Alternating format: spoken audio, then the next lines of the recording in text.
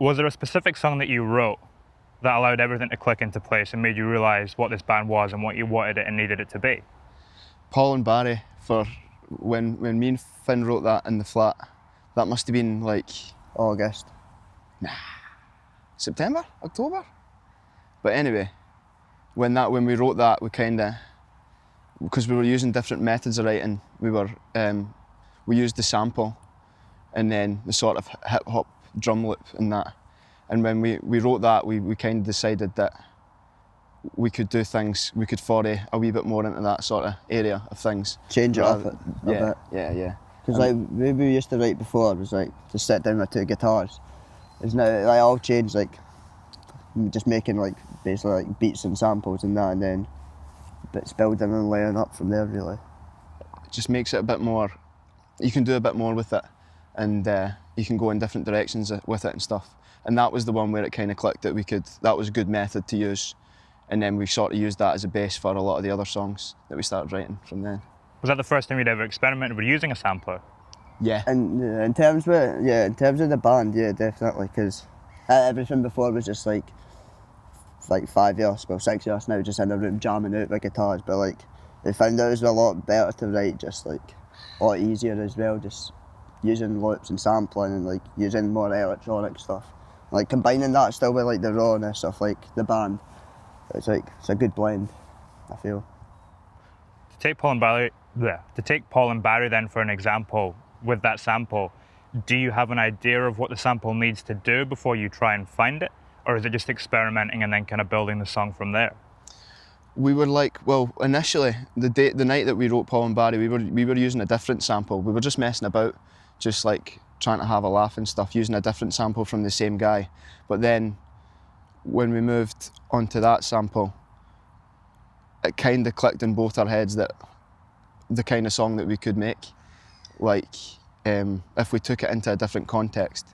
The idea is just like to always change the context of it so that it's not the same as the original song that you're lifting it from. Yeah, it's not like a direct steal. Yeah, so we kind of had an idea of the kind of song that we wanted to make, slowed it right down and stuff, and the sample just kind of did the work for us. It sounded a certain way, and the whole kind of feel of the song came from that. And it's interesting to think about sampling in the context of your songwriting as well, because sampling is obviously, it's like referencing, something from the past, which you do too. I mean, the title of Paul and Barry, for example. Is it tapping into a similar thing for you? Is that the same thing that's kind of fueling the desire to use samples? The same that's allowing you to reference in your songwriting? I think so, yeah. Just like lifting things from the past and kind of trying to bring them into a new light is quite appealing. I mean, hip hop done it, and it's every big song for the past 30 years. Pop music does it in some element or another. But no, like, guitar bands do it, so we should be able to do it too. Like. Aye. I mean, we're all massive like electronic music and hip hop fans as well, so it's like, if we're listening to that sitting in the flat, why would we not try bring that into our own tunes? So it just kind of made sense, and it's working, I feel. And then with the lyrics to Paul and Barry, as you said, that being a reference to the Chuckle Brothers and that, I think that probably did subconsciously come from having used the sample as well, a desire to kind of look back and bring it to the forefront. Because everyone loves Chuckle Brothers, but nobody's talked about the Chuckle Brothers in so long. So, how much of an influence do you think pop culture has on your songwriting? Pop culture. I said pub culture. I was like, pop culture. Yeah. big thing. Definitely pop culture, massive. But it's just like, we love pop tunes. Like even all like the guitar stuff we were making, it was poppy. It was like melody. It was like all fucking melodies, like pop melodies.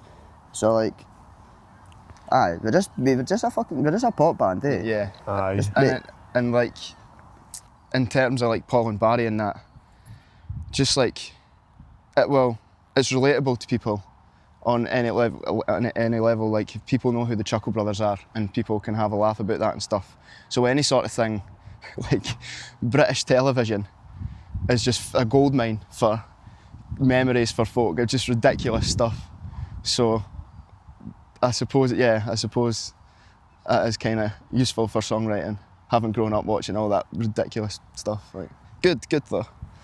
I mean, you do it with life on TV as well. You've kind of got Dennis the Menace and Ralph Wiggum and stuff kicking about. Yeah, that's what just Well like spotted. it's just like well, folk know that kind of thing. You know, it's like familiarity and stuff. And with life on the TV, I was just like trying to compare the way you're feeling to like something that everyone can understand. Everyone knows how confused Ralph Wiggum is all the time and stuff like that. So yeah, and with Paul and Barry, I was just trying to find like a metaphor for two people who couldn't be without each other.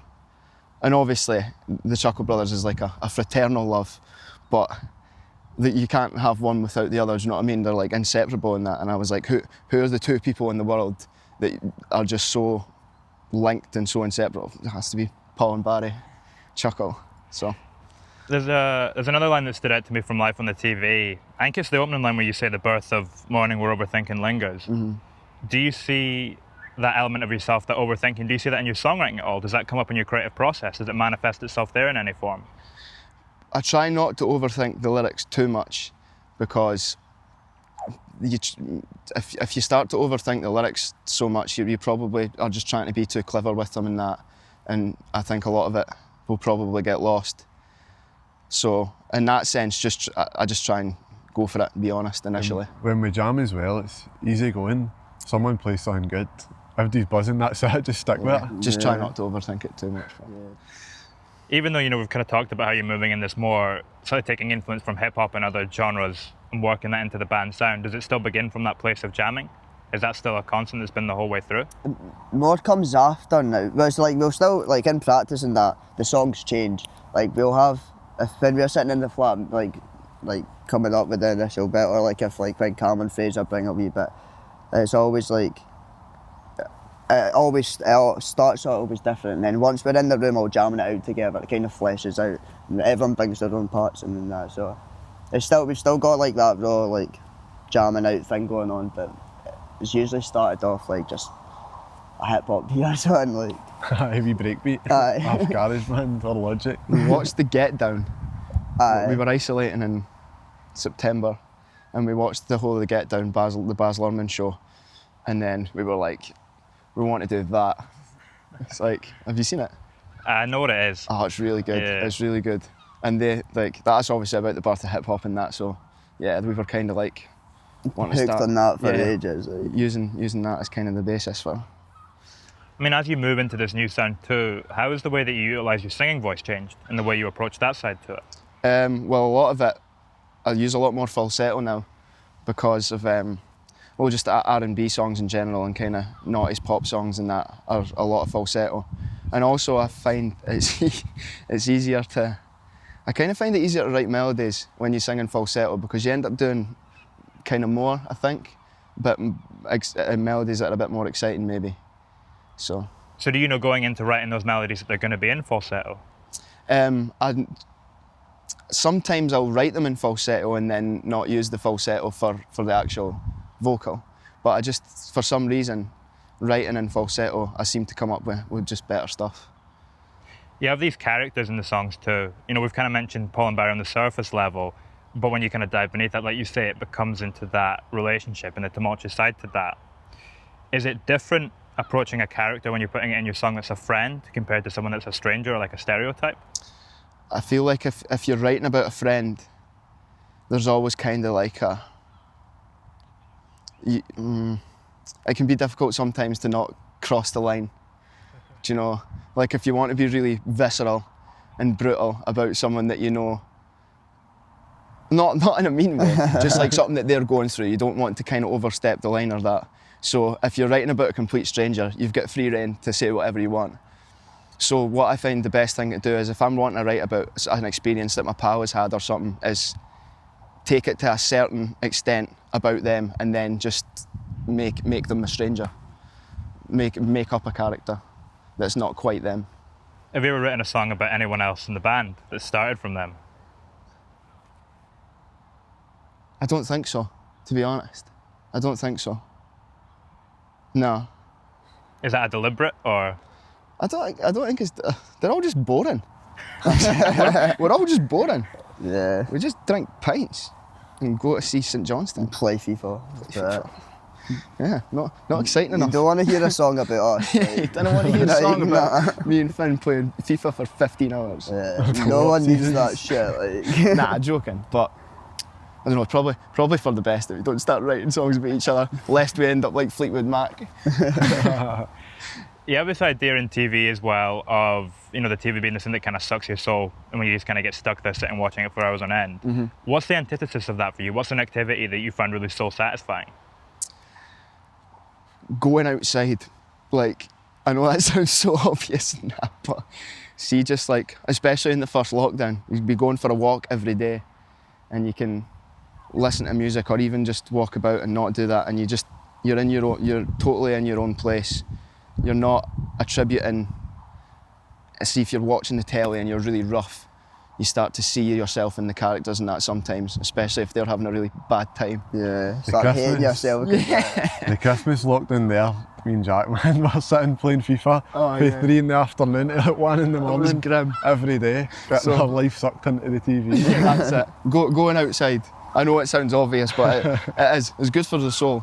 Yeah. Swimming in a loch and that. When the fuck you been swimming? I was at Loch Lomond the other week. Oh, to be fair, you were And swimming. I was just like You were swimming. realigning all my chakras. Water. Came back to tend to your crystals. I didn't, yeah, licking them in there. Is it the same for you two? Is that what you find soul satisfying? I hate going outside, mate. I'm actually surprised I even made it out today. Nah. What's Mate, it- I do. Nah, I like going outside, but I prefer sitting in and making fat beats, to be honest. Or just going outside's good in that. Aye, mate, sun worshipping, man, every chance you get. That's it. Underrated. Yeah. How clear an idea do these two singles that you've recently put out give us of the Parliamo manifesto? They're pretty indicative of like the kind of style that we're going for, which is different from the old style, a bit more baggy, a bit more kind of swaggery and breakbeaty and stuff. But saying that, on the Parliamo manifesto there are a couple of tracks that are pretty different. There's one called Only Friends, which is a straight up acoustic track. It's got 3 acoustic guitars on it and that, so it's a bit different. But in general, the kind of feel I would say is kind of summed up by those 2 singles. Yeah. Thank you very much, guys. Thank you very much. Cheers, pal. Thank you.